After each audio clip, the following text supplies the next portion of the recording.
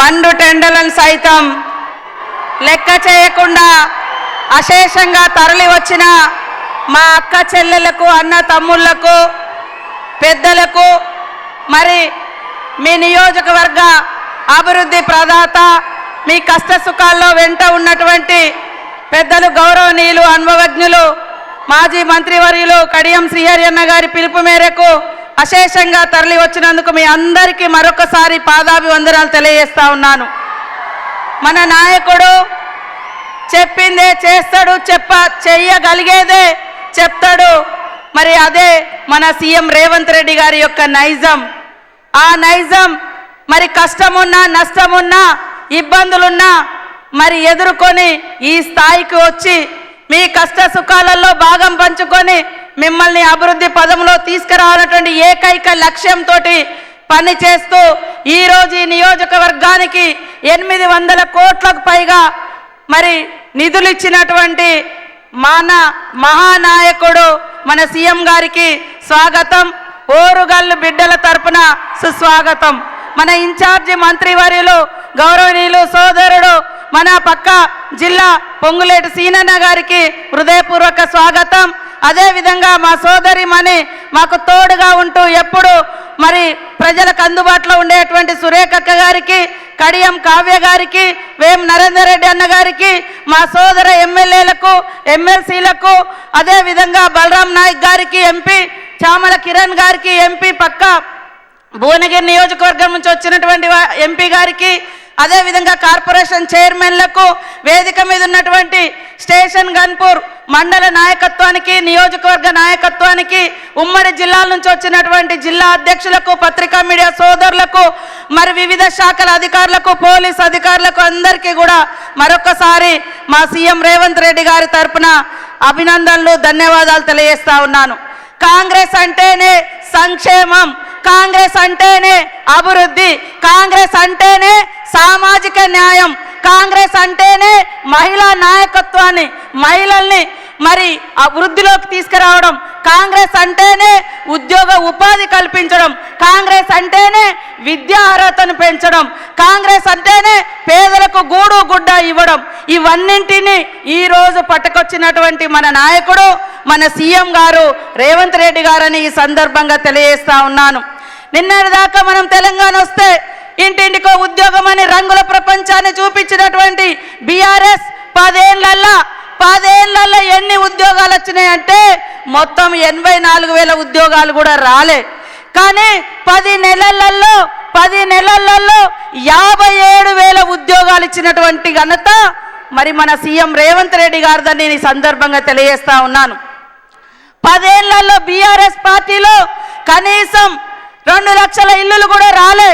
కానీ ఏకకాలంలో 4.5 లక్షలకు పైగా ఇల్లులకు మంజూరు ఇచ్చినటువంటి ఘనత సీఎం రేవంత్ రెడ్డి గారిది, ఆ శాఖను చూస్తున్నటువంటి పొంగులేటి సీనన్న గారిది అని కూడా ఈ సందర్భంగా తెలియజేస్తా ఉన్నాను.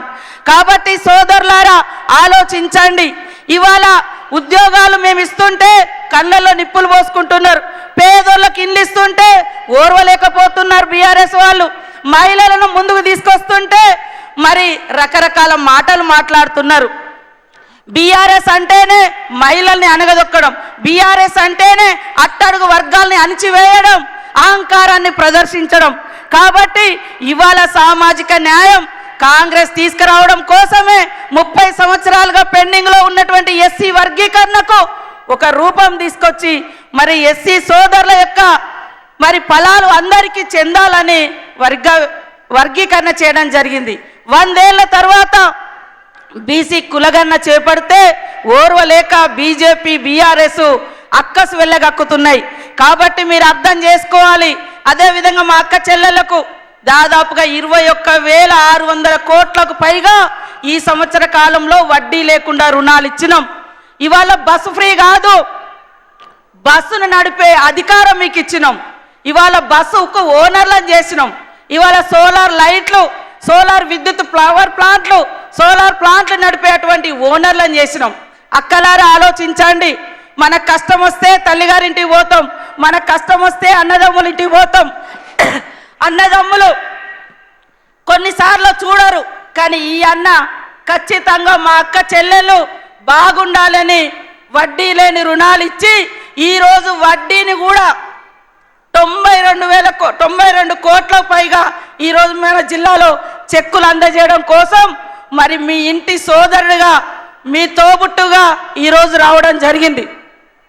గత బీఆర్ఎస్ కాలంలో 3,500 కోట్ల రూపాయలు పావుల వడ్డీ ఇవ్వకుండా ఎగ్గొట్టిపోయారు. గత 5 సంవత్సరాలుగా లాస్ట్ ఒక్క ఉద్యోగం కూడా ఇవ్వలే. నోటిఫికేషన్ ఇస్తే ఉద్యోగాల కోసం 15 నోటిఫికేషన్లు, మరి ఎగ్జామ్ రాయకముందే పేపర్లు లీక్ అవ్వడం, ఎగ్జామ్ రాసినాక పేపర్ లీక్ అవ్వడం, గత 5 ఏళ్లలో ఒక్క ఉద్యోగం కూడా ఇవ్వలే. ఇది బీఆర్ఎస్ చరిత్ర. బీజేపీ ఏం చెప్తుంది, ఇక కులము మతము అంటారు తప్ప ఏ కులానికి కూడుబెట్టలేదు, ఏ కులం ఆత్మగౌరవాన్ని పెంచలేదు, ఏ మతానికి వాళ్ళు విలువనివ్వలేదు, ఏ మతానికి వాళ్ళు మరి చేరువగా వాళ్ళ యొక్క అభివృద్ధిని కాంక్షించలేదు. కేవలం వాళ్ళు కుల మతాలు రెచ్చగొట్టేది ఓట్ల కోసం, అధికారం కోసం. కాంగ్రెస్ చరిత్ర అంతా త్యాగాల చరిత్ర. నాడు గాంధీ గారి కానుంచి రాజీవ్ గాంధీ వరకు ఈ దేశం కోసం ప్రాణాలు ఇచ్చిన చరిత్ర, గూడు లేనోళ్లకు గూడు కట్టించినటువంటి చరిత్ర ఇందిరమ్మ రాజ్యంది. కాబట్టి మీరందరూ కూడా మరి ఇందిరమ్మ ప్రభుత్వాన్ని, సీఎం రేవంత్ రెడ్డి గారిని మీ తోబుట్టుగా దీవించాలని మనస్ఫూర్తిగా కోరుకుంటూ, మరి శ్రీహరన్న గారికి కూడా మీరందరూ తోడుగా ఉండండి. అభివృద్ధిలో అగ్రభాగం. మరి ఏనాడో ఉమ్మడి రాష్ట్రంలో కూడా అనేక నిధులు తీసుకొచ్చి మారుమూల పల్లెలలో ఇటు వస్తే గల్లీ గల్లీలో సీసీ రోడ్లు వేసినటువంటి ఘనత కూడా వారికే దక్కింది. అప్పుడు తర్వాత మళ్ళీ కాంగ్రెస్ ప్రభుత్వంలోనే ఇన్ని 100 కోట్లు తీసుకొచ్చి మీ అభివృద్ధికి పాటుపడతా ఉన్నారు. కాబట్టి మీరందరూ కూడా దీవించాలని కోరుకుంటూ అందరికీ నమస్కారాలు, ధన్యవాదాలు. జై కాంగ్రెస్.